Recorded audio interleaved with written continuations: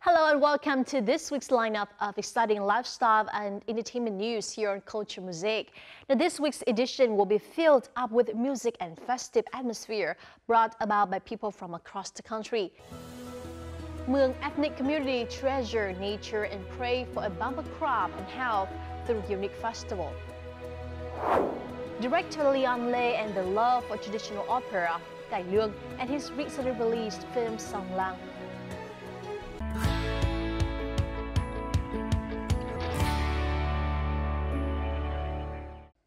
We now start with some showbiz news. Singer Isaac made his comeback with a new ballad song named If Only We Did Not Fall in Love. The music video impresses his fans with Isaac's emotional voices as well as romantic scenes filmed on Jeju Island, South Korea. The song was released on September the 9th and has gained nearly 1.5 million views on YouTube.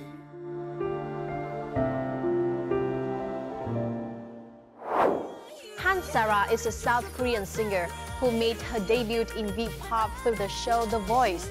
The 18-year-old singer, however, is loved by many Vietnamese fans for her lovely and youthful image. Recently, she has introduced the MD teaser for her new song named Where Are You? The song is hoped to be her new hit with catchy melodies. A music video with the participation of Vietnamese celebrated singers singing the song Rise for Climate in both English and Vietnamese lyrics to call for people to act for climate and say no to coal power has just been released. The MV includes footage of climate impacts, pollution impacts in Vietnam, as well as images of the local community climate movement and carry messages about the environment. So stand up, rise together, let's unite, make it better for the children. SM Entertainment, one of the three biggest entertainment agencies in South Korea, just announced their audition to look for potential trainees from Vietnam. The audition will take place in Hanoi on November the 22nd and in Ho Chi Minh City on November the 25th. SM Entertainment is home to South Korean legendary idol groups including DBSK, Super Junior, Girls' Generation, EXO, SHINee, or Red Velvet. Korean Shin-chan, also known as Shin-chan, is a Japanese manga series written and illustrated by Yoshito Utsui. It follows the adventures of the 5-year-old Shinosuke Shinohara and his parents, baby sister, dog, neighbors, and friends. The movie version of the manga series named Kung Fu Boys Ramen Rebellion will be screened in Vietnam this September.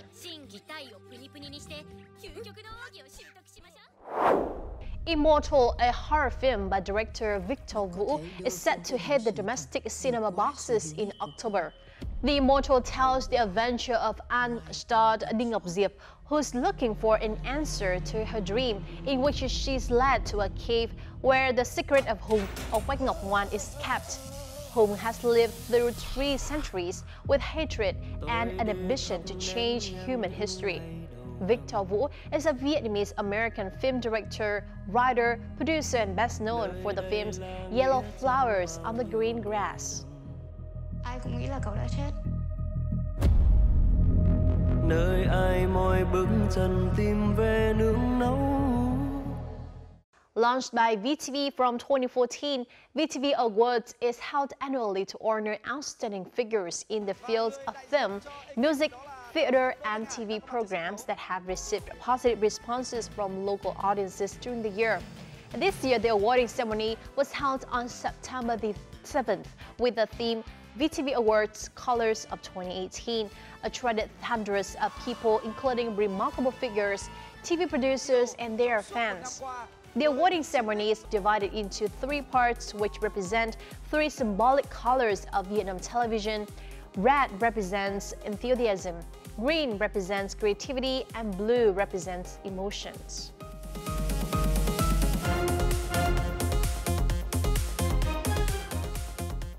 CNN just listed Vietnam's Phu Quoc Island among the top 5 Asia-Pacific destinations to visit this autumn, in addition to Japan's Fukuoka and South Korea's Jeju Islands. According to CNN, Phú Quốc should be a top contender for anyone dreaming of a beach getaway in Asia this fall. It is just an hour from Ho Chi Minh City and offers a 30-day visa exemption policy for all foreign passports. Now, this island is famous for its fish sauce, a main ingredient of most Vietnamese dishes.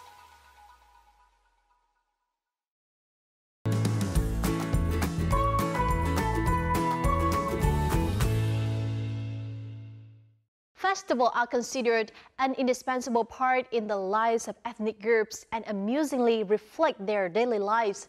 What would definitely amaze anyone coming to Thanh Hóa province in the North Central Coast region is the way the Mường ethnic community here treasure nature and pray for a bumper crop and health through their unique festival.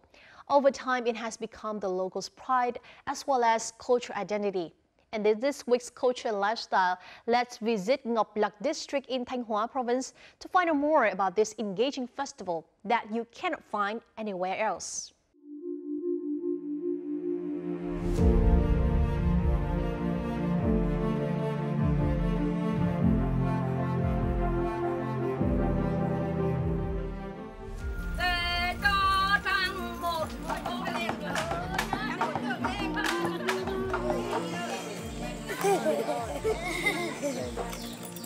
Đã nói đến dân tộc Mường về bản sắc văn hóa thì chắc chắn người ta sẽ nhớ đến đó là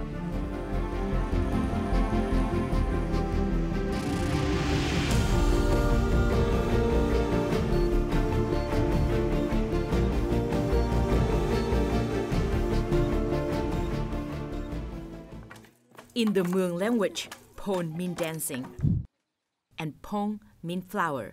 So pong pong means dancing around the flower. Bông or flower trees are artificial trees with trunks made of bamboo. Its flowers are made of chang bạc trees, which can be found in large numbers on the hill near the village.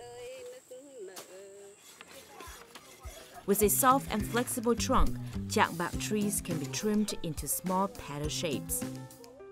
On the trunks of the bông trees are green, red, purple, and yellow wood flowers, as well as artisan tools symbolizing prosperity.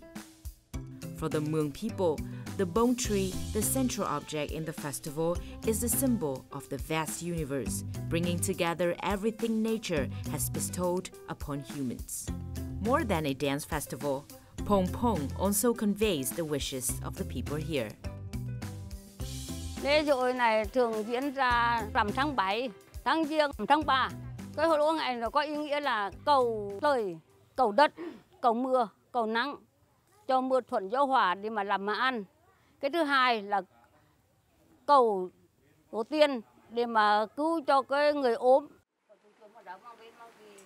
Like other festivals, Pong Pong also occurs with two distinct parts, including the ritual and dancing. The host of the festival is the shaman, the woman using herbs to make medicine to heal the sick.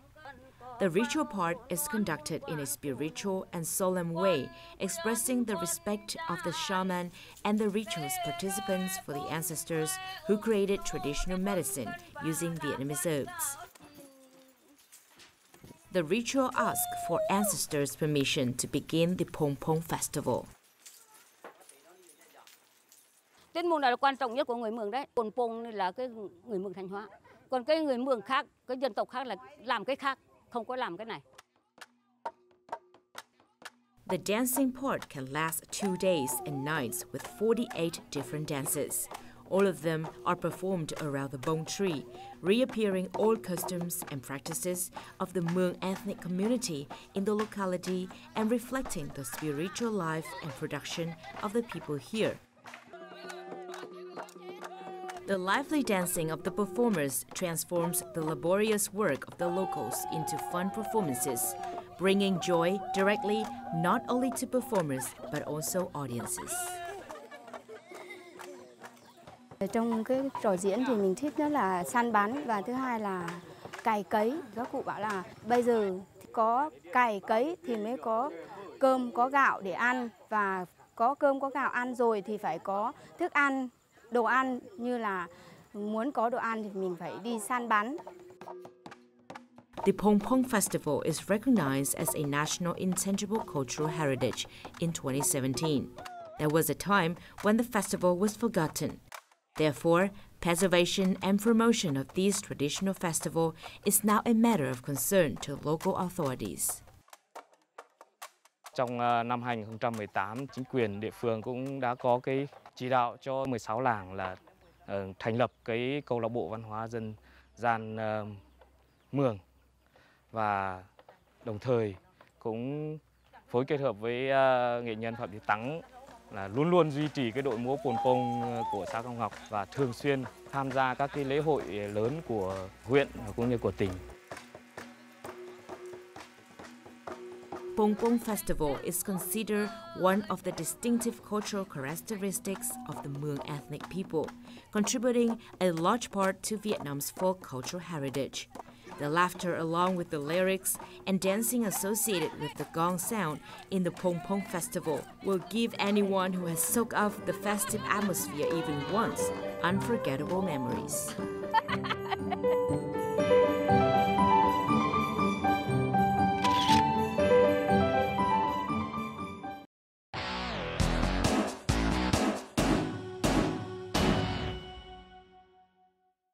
Cải lương is the traditional form of opera in Vietnam.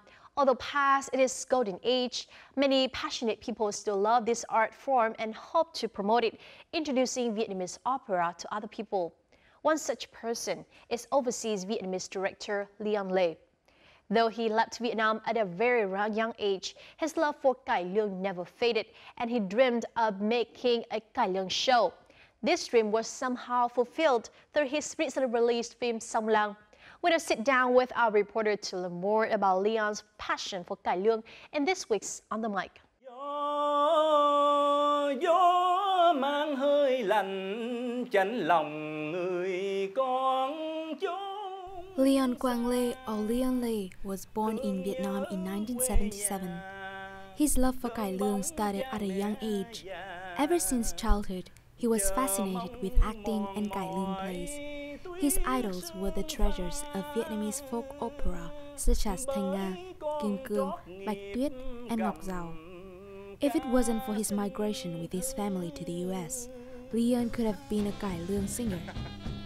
When he left Vietnam, he took his prized possession with him, a box of cải lương cassettes, because he knew he would be able to get anything else in the States except for his beloved cải lương. First of all, thank you, Leon, for joining our show today. Thank you so much for having me. So you have a great passion and deep love for cải lương, and can you share how did your love for cải lương started? You know what? It's interesting. It's hard to say, but actually, because my family, they're all from the north, and you know, cải lương start from the south.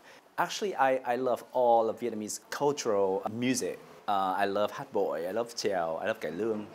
Because as my childhood, I was exposed to all of those by my family. My father used to take me to see hát bội every week, every Saturday. And yet something about cải lương is really captivated me.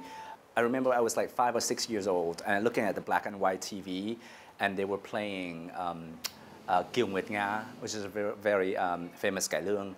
And I already just hooked. And my parents were really scared that I would quit school and become a cải lương performer. And so they actually very relieved when I moved to the States with them when I was 13. And because they were thinking, oh, well, there he goes. He's not going to be able to pursue his dream of becoming a cải lương performer anymore. But you know, I guess it's fate that my life is attached to this kind of art form. Performing art and the stage, because I still ended up doing musical theater in New York, which is the same as, you know, American form of cải lương. How did you collect the tapes and bring them to America? You know, when we moved to America, you only allow a certain amount of luggage to bring with you, and so my mom was like, well, what do you want to bring? You know, there's so many stuff, there's souvenirs and books, and so I was like, I don't want anything, but Mom, can I just please have a couple cải lương videos to bring with me? That was what I carried with me to the States. It's kind of funny because my family always making fun of me for listening to cải lương. You know, they're like, oh my gosh, you you're a young man in America, you know, you're supposed to listen to hip hop and Britney Spears and Christina Aguilera, and yet, you know, I'm in my car listening to Cải Lương. I'm like, I don't care. I like Cải Lương, so I just like me driving. I don't think there's a day that I don't at least listen to Cải Lương a little bit, but I still kept the cassette tapes, and actually I brought it back with me to Vietnam to use as props in the film. Things I almost remember, and a song someone sings. At 13, Leon learned about American Broadway musicals and was quickly overwhelmed by their grandeur. For him, musicals were the American version of the Vietnamese Cải Lương, and they evoked his love and dreams of Cải Lương. Leon practiced hard learning how to dance, sing and act to perform on Broadway. He is one of the first Vietnamese to stand on the prestigious Broadway stages with roles in The King and I, Spider-Man, Cats and Chicago.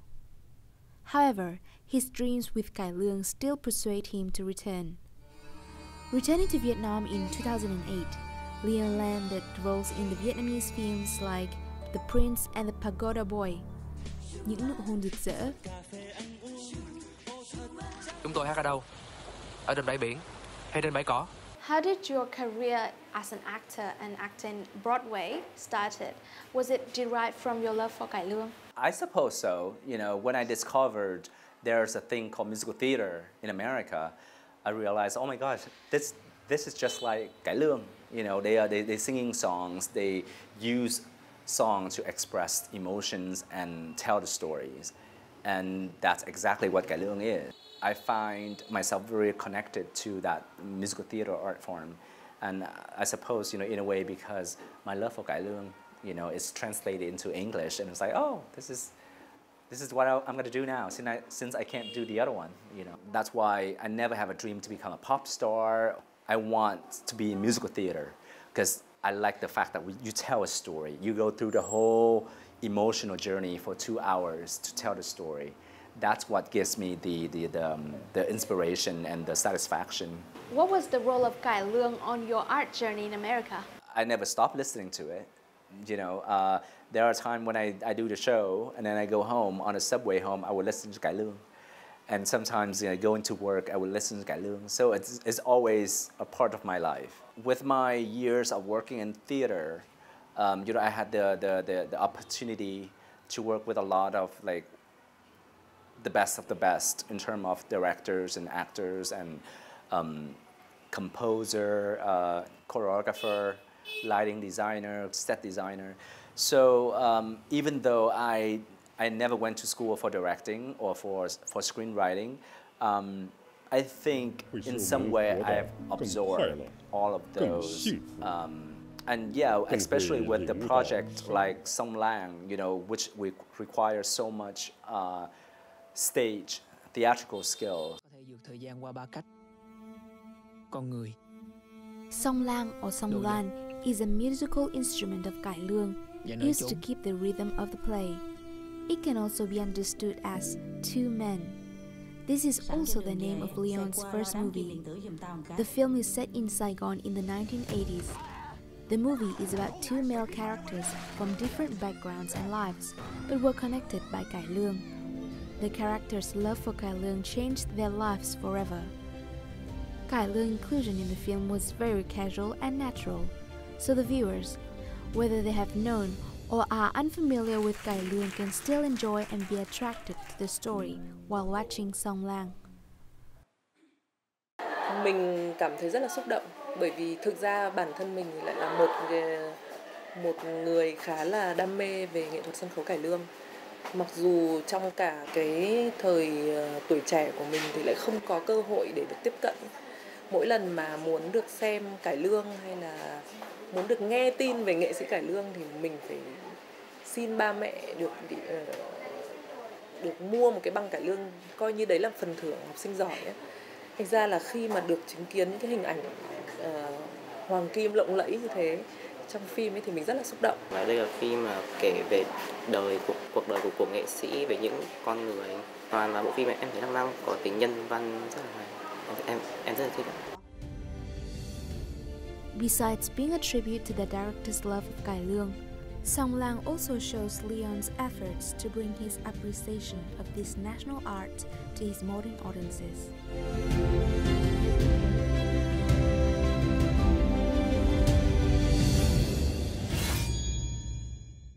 Now let's talk a bit about the movie Song Lang.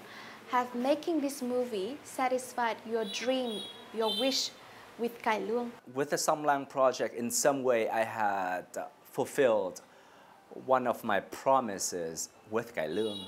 I still hope that one day I will get to do something else, especially when it's in its true form, which is a theatrical performance, a stage performance of cải lương, which was originally my goal. Emotionally and physically, I can't carry on that project by myself. And that's when I decided to turn it into a film project, which will have, I think it's more, has a bigger impact. It will last longer. I can bring that project, that film project, to many more audiences versus like a stage performance. So the movie was published on the occasion of 100th birthday of cải lương. What does this mean to you? It was not planned because the movie is supposed to be released about 2 years ago. And then because we couldn't secure the finance and there's a lot of challenges, we released the movie in 100 Years of cải lương. Maybe the God of cải lương is really looking after me and looking after this project. And I'm really thrilled that I could do something to celebrate 100 years of like, the art form that really a part of my childhood. Hopefully the investors and the producers can see that there are audience for those kind of projects. You know, I hope that they can believe more in the Vietnamese audience that there are people who are looking for these kind of projects and looking to support this kind of projects. And that's the only way artists like me and many others who pursue this kind of films can have the support to produce more. Again, thank you very much for joining our show, and we wish you the best of luck in your future projects. And that is the end of our program. If you would like to provide feedback or comment on anything here on Culture Mosaic, please feel free to write us at vtvinternational@vtv.vn and make sure to include your name and address. You can also log on to vtv4.vn or our YouTube channel at VTV4Go for more of our program. And don't forget to join us next week for another episode of Culture Mosaic. And goodbye for now.